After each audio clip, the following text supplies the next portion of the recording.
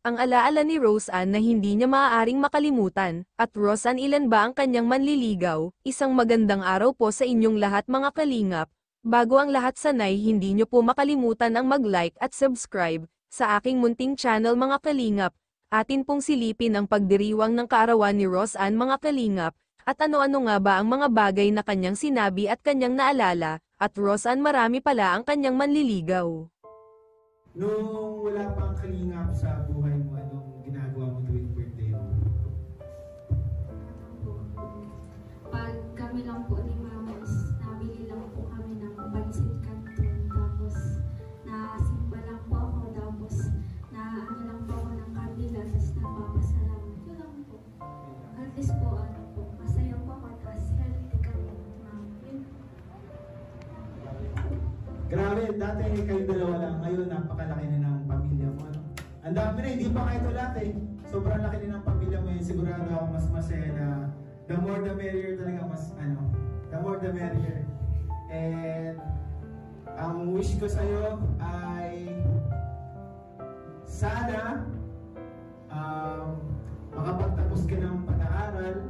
Panoorin natin ang pagsayaw ni Rose Ann kasama ang kanyang escort. Sweet dance pala. Sweet dance kasama si Rose Ann ang kanyang escort na si Sweet.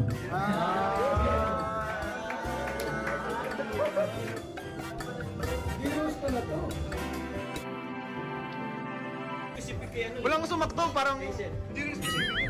Oo, hindi rin specific. May adobong pusit niya eh. Parang pwedeng tumama para sa'yo. Chicken adobo yun. Oh, sige. Tabla sila doon, Tay. It's a tie. Oo, tabla sila doon. Ito ang pinakalas na tanong. Anong buwan ng anniversary ni Rose Ann? Pabilis na lang tumaas ng kamay. In 3, 2, 1. Ano? Oh, sige, set. Oy! Sa kalingap. 1 month before ng birthday. August? Ikaw, ang sagot mo? August.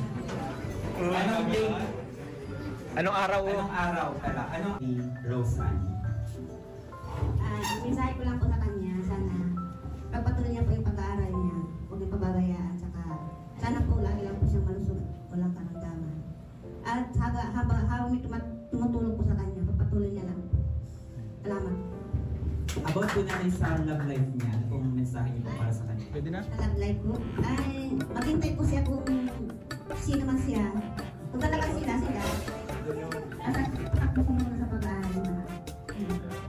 Kung sa kanina nadadalahin ni Rose Ann, imbitahan niya sa bahay niyo, yung boyfriend niya, yung boyfriend niya, okay na po ba sa inyo? Wala nga po problema. Basta, ano lang siya, hindi pa katiwala. Uy, namali. Pwede ba katiwalaan? Dahil dyan mga kalingap, panoorin natin ang pagsayaw ni Rose Ann kasama ang kanyang escort. Sweet dance pala. Sweet dance kasama si